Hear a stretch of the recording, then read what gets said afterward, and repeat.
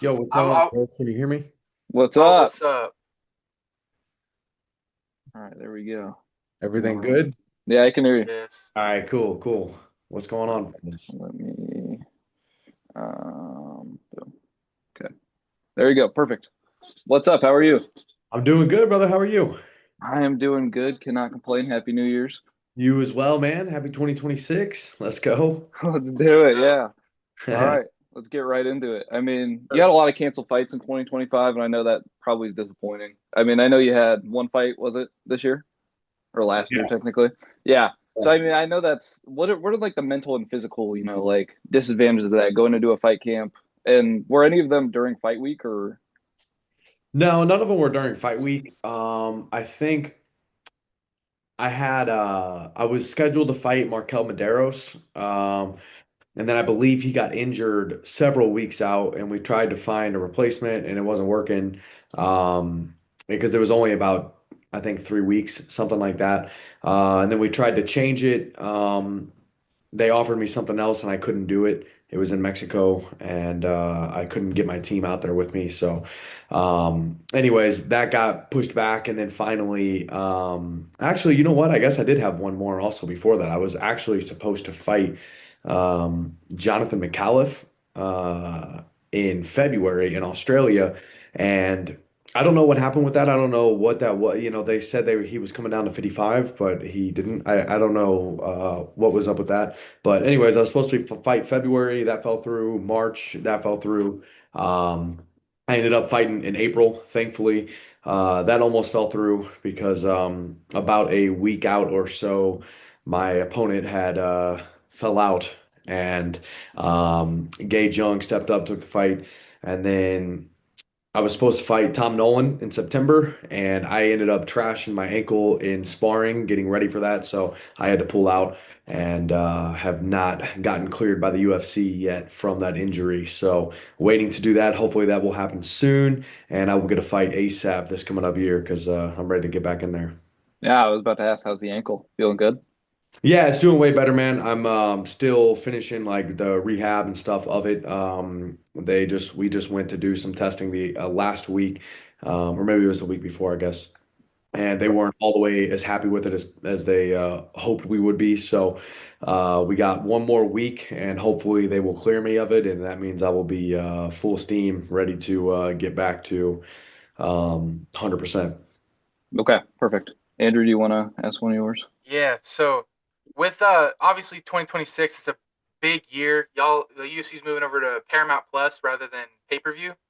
I was wondering, like, what events are you looking forward to? Like, are you looking to get on any of these up and coming events? Maybe the January, well, maybe not January, but like the February card or something like that. Yeah, man, absolutely, dude. I'm super stoked, super pumped for the Paramount deal. I'm excited to see if this changes the landscape of the mixed martial arts or the UFC scene. I really can't speak too in depth about it. I don't know as much as I would like to, but yeah, I think it's going to be ultimately a very good thing, a very positive thing for the UFC and for the fighters as well. So I'm excited to see how that plays out, and I would love to get on some big cards this year. As of right now, I was hoping to get maybe that January 24th card, but it's going to be too soon with me not still not being released from my injury. Um, so I'm hoping maybe I was thinking for sure February, but if not, maybe the BMF fight. I think at the beginning of March, I believe it was supposed to be Holloway and Oliveira, correct? And then Yeah. I think Oliveira just had to pull out. I'm not. Oh, Was that? really? Am I making that up? I I thought. don't I don't know. I I didn't hear haven't seen about it. anything about Yeah, that. Okay, well maybe maybe. I just made that up. I hope that's not true. I would love to see that fight and then Yeah. my card. So I thought maybe I just made that up. I thought I saw Oliveira had to pull out, but I could be totally wrong on that. So I would love to get on that card. That would be sick. But truthfully, I don't care. I just need to fight. So I don't care if they put me on an Apex card. I'm just trying to come put on a show, show out, and be entertaining for the fans and leave the cage with my hand raised and an exciting performance to catapult me forward into the next one. And I would love to get a win early this year, put me on a 4-fight win streak, and then maybe get on the White House card. If that, Okay. Oh, I don't know if that's 100% confirmed. I know there's been a lot of talks and stuff, but Hmm. I don't know how difficult logistically that will be for them to, to secure a such a prolific fight card, I'm sure it's going to be so much different than anything normally, with the amount of security and things like that are going to have to go into it. So we'll have to see. oh, Perfect. absolutely. Yeah. I mean, so you're trying to get two or three this year is For what? sure. Yeah, I Okay. mean that would be ideal. I mean, at least two, like at the bare minimum two. But yeah, I would love to get three. I've had a slow UFC career. I've been in the UFC for um 3.5, coming up on 4 years now, and I've only fought 5 times. So whether it's due to pullouts, my opponent's getting injured, me getting injured, whatever it is. Dana White talks about how the hardest thing in this sport is just staying healthy, making it to the fight. And it's true, man, because we train so hard to get ready for this stuff that it's so easy for the wheels to fall off in training. So yeah, man, just really I'm just excited to be getting over this injury, get back to training full speed, get back to doing what I love, and I can't wait to get a fight and put on a freaking show everybody the skills that I've been working on throughout this past since my last fight in April. I feel like I've leveled up tremendously. I've had a ton of great coaching. I've been working with Joe Schilling as my striking coach, and yeah, I feel like he's leveled up my striking tremendously. So can't wait to show that off. Yeah, absolutely. Injuries are one of the biggest things to get over. They truly do halt everything. I know from experience about all that. Um, and it's going to be really exciting to see you get back into the cage, hopefully soon against some top level opponents. Speaking of that, who like with with the lightweight division being one of the most like competitive divisions and constantly like at right now being the most evolving division, who are some of these newer guys that you're looking forward to fighting? I don't really have any names specifically. I feel like, man, I feel like there's so many guys now. We keep just adding to the roster through Dana White's Contender Series and short notice, whatever. Dude, everybody that's in the UFC is in the UFC for a reason. So everybody has the potential to be a spectacular fight. And I wouldn't say I have any names specifically. I'm just excited to get in there and get to showcase my skills and to test myself against the best in the world. And man, just have some, the thing that I've been thinking about the most lately is just emptying the tank, leaving no stone unturned, and just, leaving it all in the cage for there's gonna come a time after this is all said and done when my career is over and I just look back on the fights that I had and I want to be able to watch these fights with my kids and grandkids one day and just be excited about the wars that were had and the skills that were showcased and just really have some great performances. So I'm excited to get in there and make that happen. Yeah, absolutely. All right, I'll shoot one of mine at you. You know, you three fight win streak, got all the momentum right now in the world coming to 2026. What does a successful 2026 look for you? I know we were talking about two, three fights with a win. What do you think looking through next year? What does a successful 2026 look for you? Shoot, man. I mean, shooting big, aiming big. I think that it would be, 2 to 3 fights, 2 or 3 fights, and 2 or 3 wins. Win every time I get in the cage, and that will put me on a 5 or 6 fight win streak, and then maybe leave me knocking on the door of the top 15 by 2027. That would be ideal. Have a tops card, be in the UFC game. Make a bunch of money and have a bunch of sick fights to go back and watch and have my family and friends to be able to watch to make them proud and to go back home and celebrate with them. So that's what a, successful 2026 would look like inside of the cage and as far as my career goes. Perfect. Yeah, absolutely. UFC Uh, that's a peak game right there. the good You know game. when it got some fades ran in that game. Um, Um, let's see. All right. Before the UFC, you had a big regional career and even lined up like titles. What lessons have you learned through the regional scene? What do you take into the UFC through, your regional career? Hmm. Um, that that shit ain't the UFC. That's that's the first thing that came to my mind was there's a big difference there. But man, it's all dude, it really is like as cliche as it is, it's all part of the journey and like it's such a necessary part and a necessary step to like build your confidence to get you the reps that you need in order to get used to competing. And you know, it's just the necessary stepping stones in order to get you to the long-term goal that you're aiming for, which is the UFC. And I would say if I could give myself a piece of advice, you know, looking back, I would say get as much of that as possible. Don't rush to get to the UFC. You know, it's way harder to learn on the job in the UFC. You know, getting that experience at the highest level against, you know, the toughest fights in the world.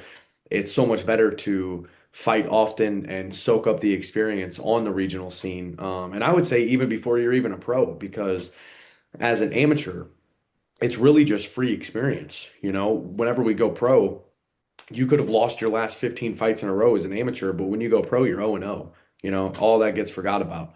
And your pro record is really all that matters and all that sticks with you. So, man, just challenge yourself, seek out the best competition you can get, especially as an amateur, to really test yourself and to get that competition experience. And then when you go pro, make sure that you know, you're not just smashing cans, but you know, adequately challenging yourself increasingly with increasing difficulty on your way up the ranks to the UFC because once you get to the UFC there is no easy fights, you know. And but yeah, man, it's all part of the process and necessary stepping stones. And I'm unbelievably grateful and thankful for the experience that I had on the regional scene.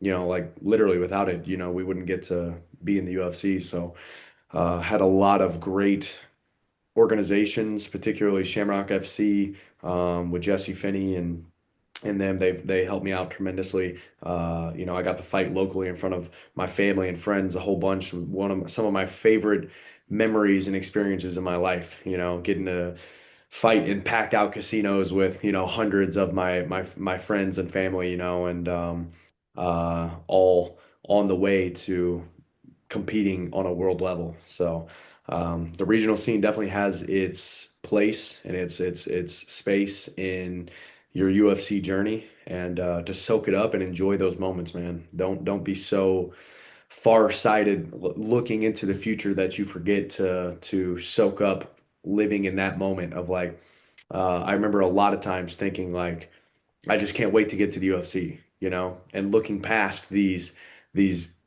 great memories and experiences, the good old days that I was in at the time that I was too naive to actually look at and see fully for what it is. And anyways, soak that shit up, enjoy it. It's all part of the process, and hopefully we'll see you in the UFC.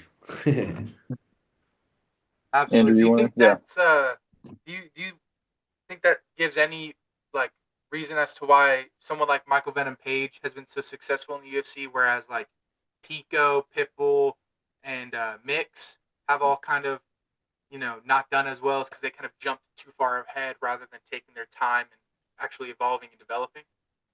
I mean, I wouldn't say that. I don't, I personally don't know. I think that they all had a ton of experience at a really high level uh, outside of the UFC.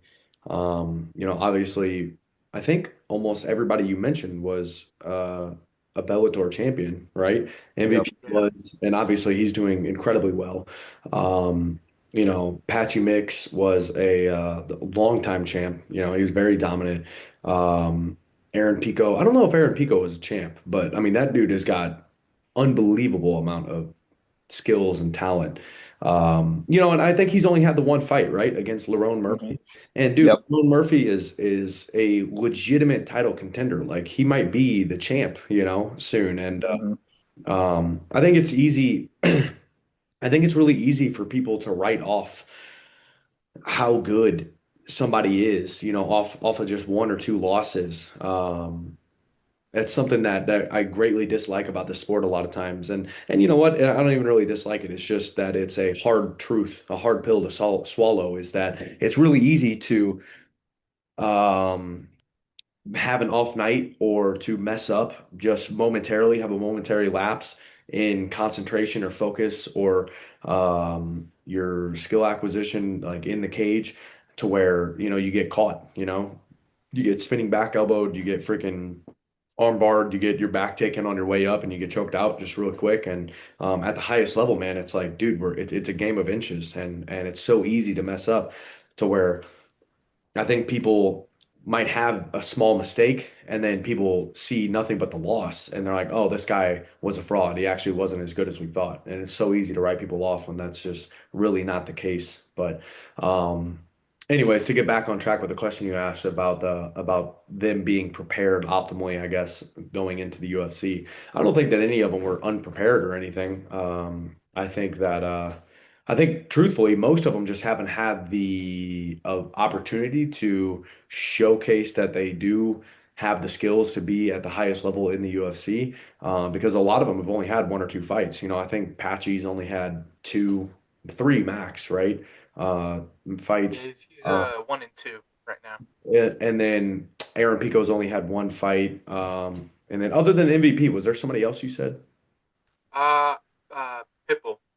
Oh yeah, yeah. And Pitbull's done okay, right? Like, what is he? 1-1, 2-1, I think One and so. one, I Yeah, think. Yeah. 1-1. 1-1. And dude, also we got to look at these guys are not just coming over and starting at the bottom of the heap. Like, dude, Mhm. they're coming in and like jumping into the top 15. That's insane.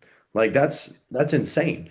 Uh, so anyways, man, yeah, I just think that obviously MVP is doing phenomenal. That dude is a fucking wizard he's an expert at what he does. His fighting style, he is truly mastered. And it's exciting to see people try to figure out that puzzle. So, yeah, man, I think that their experience outside of the UFC has absolutely helped shape them into high-level competitors that is going to translate well to competing at the highest level in the UFC. And I think some of them just haven't quite had the opportunity to showcase that, because there's also a lot of nerves that come with dealing with the lights and the professionalism of the UFC. It's unlike anything else. There's no other organization that's even close to the UFC, whether it's Bellator or anything. So, rest in peace to Bellator, now PFL.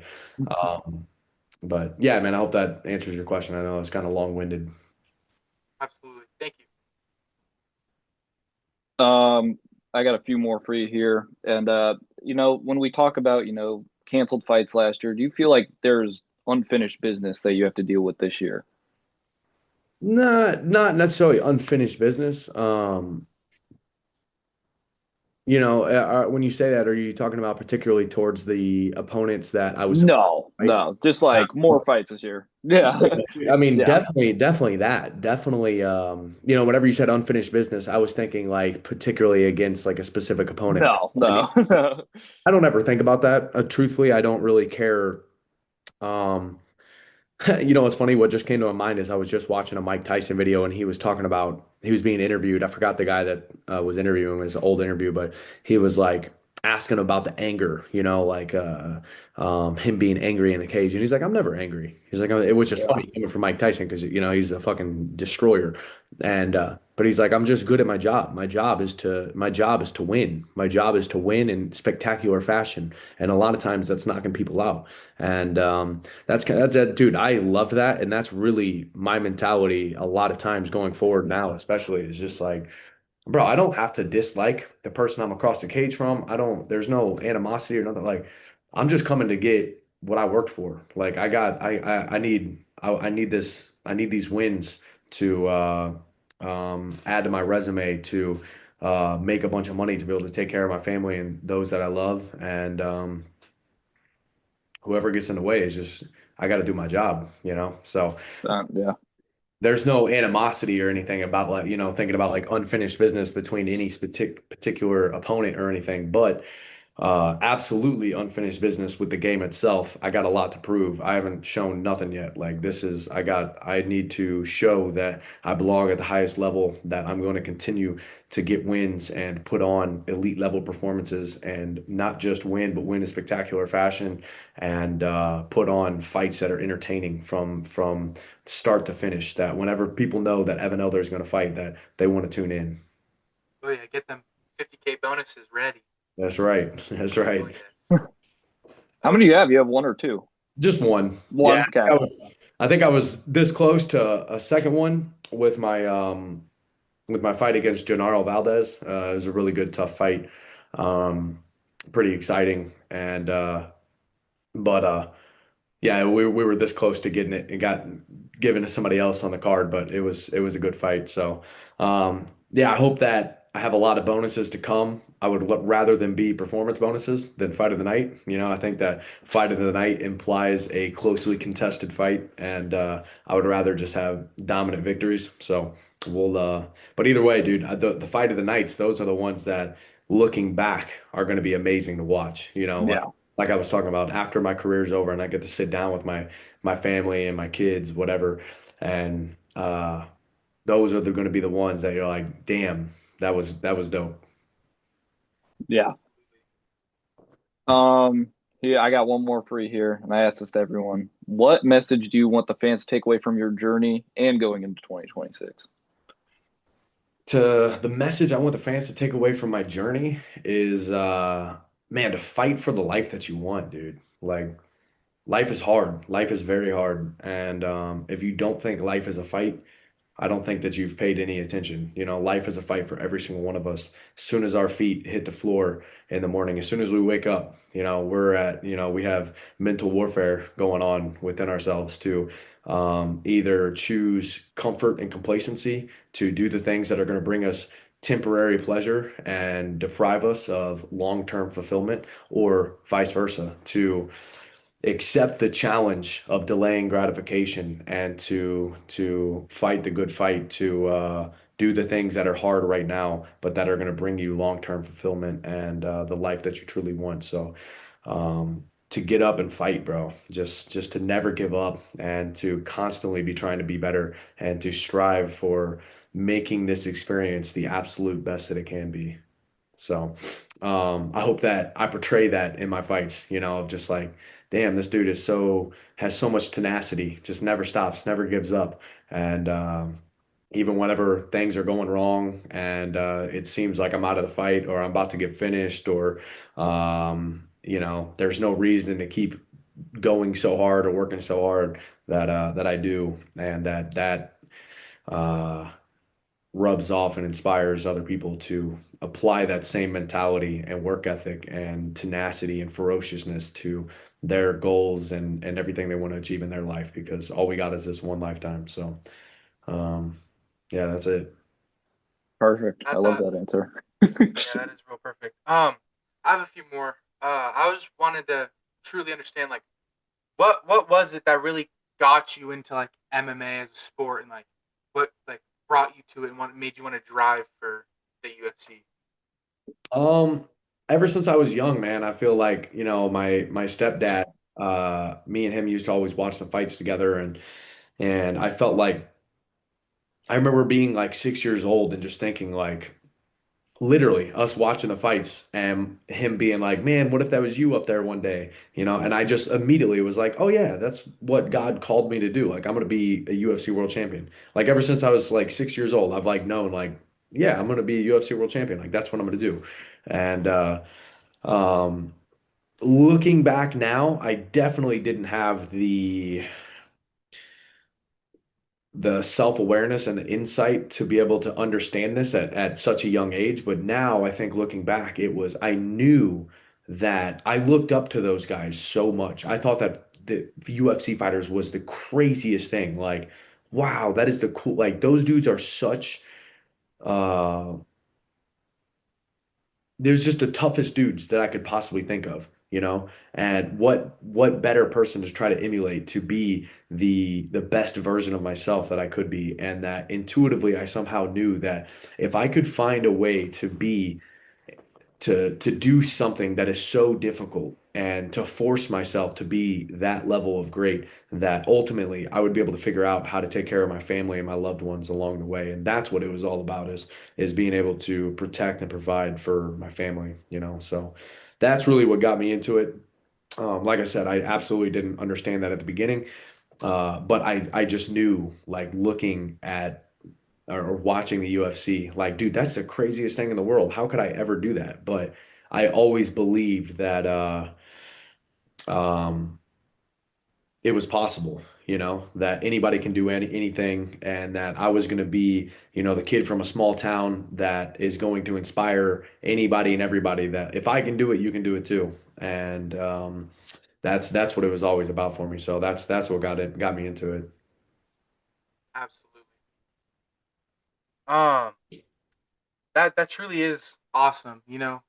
I feel like a lot of people when they share their what got them in MMA, it's a lot of kind of stories like that, but a lot of them are, there's a lot of different stories, and it's really interesting to hear um, each fighter's story and what gets them into it.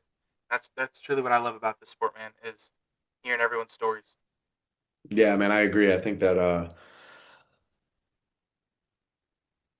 there's a lot of different pathways to there's a lot of different pathways and origins of, you know, people's stories that are going to lead them to greatness. And it's cool to see what causes people to choose to embark on such an elite journey, you know, to like what makes you want to wake up every single day and put yourself through pain and suffering to strive to be great and be better and be the best that you can. And so many people have so many different reasons and purposes and uh, stories and things that got them into it, you know, that I love the idea of just like exploring the greatness of everybody who is truly seeking to be the best that they can be.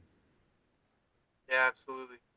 Um, with that being said, like when you do build up into your fights and stuff, do you have like any like pre-fight rituals, pre-fight routines, warm-up routines that like help you truly get into that mind zone when you're truly locked in and ready to go out there and fight? You know, honestly, I don't have anything specific. Like I don't have like, oh, I do this every single time. I just want to make sure I just want to make sure my body's nice and warm and that way because I know it's about to get crazy. You know, we're about to go try to rip each other limb from limb and I'm trying to prevent as much injury and bad things from happening physically as possible. So I want to make sure I'm primed up, ready to go, got my body warmed up and feeling good. But other than that, man, once I start cracking pads and once I know it's about to go down. You know, I know that I'm about to step in the cage and leave it all out there. So I really just get myself into I think it's more so about not necessarily like a ritual, you know, I do this, and this, and then that gets me into the zone, but just kind of, you know, as cliche as it is, but flipping the switch, like, all right, motherfucker, we know what time it is, let's go. And getting, you know, feeling just cracking pads, feeling my shins on pads, warming up, getting hit, feeling myself get hit, letting my coaches and my training partners kick me and feeling shins, you know, bone to bone and just the intensity. You can hear the crowd and the music and just the roaring, you know, it just feels like you're about to walk into the Coliseum and it's like, bro, that's plenty enough. I don't need nothing else. Like I just need to be there. And I'm gonna force myself into the mindset that is empty the tank, you know, leave it all out there. Let's go, bro. You don't do the lock yourself in a dark room for 3 days. Hey, I'm not against it. I love Yuri. I think that stuff like that is very underestimated, you know. I think that dude has truly cultivated a samurai spirit of just of what it takes to be a real martial artist at the highest level, you know. Not just a fighter, but a human on a journey that is trying to discover as much of himself as possible, as weird and you know, woo-woo as some of that stuff may seem, like doing anything that's difficult is going to make you better, you know. And a lot of times the most difficult things are not what's most physically challenging, but it's what's most boring, you know. The boring stuff is what we want to avoid all the time because it's so not stimulating to our brain. Our brain wants stimulation. That's why we're addicted to all these immediately gratifying dopaminergic things like our phone and TV and video games and any type of stimulants and stuff like that. We want stuff that makes us feel good right now, immediately, with no effort. And so when you can deny yourself that, to just be bored, to sit in a dark room, I don't personally do that, but I get what he's doing. Um, and dude, it takes a lot of self-mastery, and that self-mastery translates to being able to control your emotions. And when you get hurt, when you get tired, that you're the one in control of your mind, that you don't have to give in to those feelings, those temptations of wanting to quit and give up. That I've worked so hard to master myself that even whenever these emotions arise, that I'm the one in charge. And there's nothing that's going to stop me from getting what I want. And that a lot of times comes from doing the hard work of doing the boring stuff. Oh yeah, for sure. It's very entertaining to always listen to Yuri, and I've tried to sit in a dark room by yourself, and it's hard. You see your phone, so tempted, got all that temptation near you, and it's just a battle with temptation, man. Doing what's boring Um, is hard. Hmm. Absolutely. But I totally understand what you mean by the working for the dopamine and working for what wins. You know, I've been a competitor for so long, and when I wrestle, so when I would go to wrestling practice and then get those wins and pins at matches, there's nothing better than that feeling. Especially because you earned it, you didn't, Absolutely.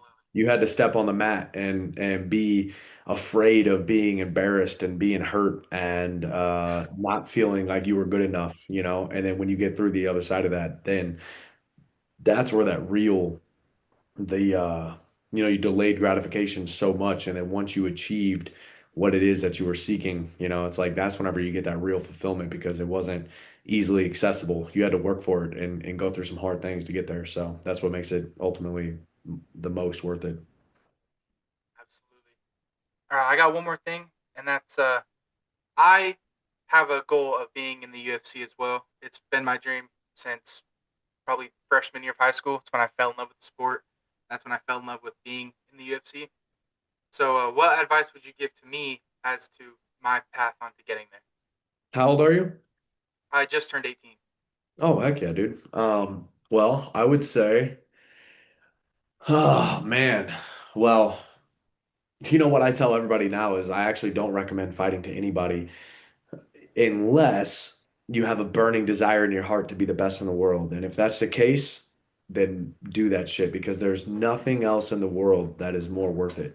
But I will say, and this is not to discourage you, but it is to prepare you for the road, the journey that you're wanting to travel, is that it is harder than you could possibly imagine, and it will take way longer than you think, and that you will have to give more than you even know you are capable of giving right now, because your current understanding of what your maximum effort is only going to continue to get deeper and deeper. So you're going to find different ways to have to sacrifice more and more and more.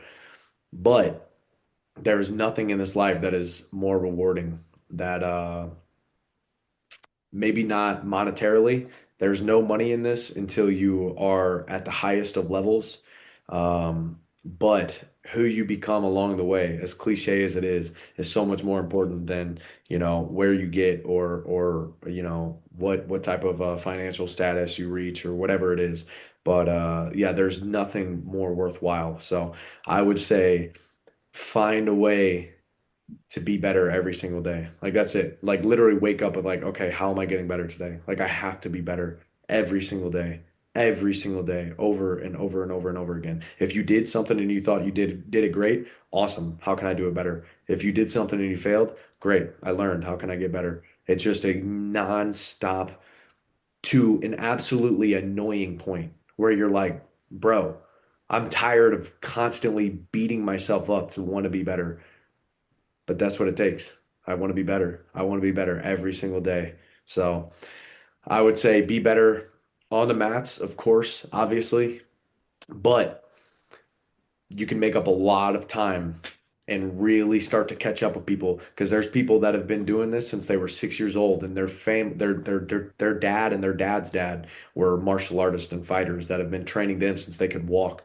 And you are in a real dog race, a real dog fight and a race for seeing who is going to be the best. So you better start making up as much time as you possibly can. And the way that you can do that is by trying to be better every single day off the mats as well. You know, what are you consuming mentally outside of the mats? You know, are you reading books and listening to a podcast or listening to audio books, or are you, you know, playing video games and what's your diet like? You know, what are you eating? How can I be better there? You know, are you sleeping good? Because that's the foundation for recovery and health. And there's a lot that goes into it, bro. But I will say it's worth it. And it's absolutely you should absolutely try your best. And you'll be glad you did, Absolutely. Thank you so much. That's all I have. for sure. Yep, that's all I got too. So thank you, Evan, for your time today. It was great talking to you. Of course, man. It was good talking to you guys too. Thank you so much, and appreciate you guys. Keep doing what you're doing. And like I was just saying there at the end, bro, just if truly anything you want in this life, bro, go after it. Like for Yep, real. Absolutely. And I'll definitely be. don't just do it a little bit, but like find a way to be how can I be better every single second of every day, bro. 100%. I agree. Definitely look forward to your next fight. Hopefully, it's sometime soon. To all my friends, I'll tell all of them. Tap in. Tap in. I Yeah. appreciate it, guys. Yep, All right. yep. I'll make sure to post this and I'll tag you. So, yeah, thank you for your time today. It No was great problem. talking to you. Appreciate you guys. Hey, Andrew, also hit me up on Instagram. I don't know if you have already or not. But I just started a small like self-development community on school.com, and it's totally free. I just want to help people out, you know, to that anybody that wants to chase their dreams and be better in any way. Both of you guys. Yep, So if you guys are interested in that, just hit me up. I'll send you the link and you can jump in there. It's nothing Absolutely. crazy so far, but I'm going to try to really pour into it this year and be as helpful as possible to help, you know, inspire and motivate people to be the best they can, and also to, you know, just give some stuff I wish I would have known much sooner, you know, to help me in my journey. Thank yeah, you. I 100%. just followed you right now. Okay, sick. Um, but yeah, thank you. Absolutely, bro. All right, guys. Appreciate you guys. Have a great Yep, day. I'll see talk to ya. you later, okay? Peace. Yep, Happy see New ya. Year's. You too, man. Let's make 2026 great. Yep. Of Peace.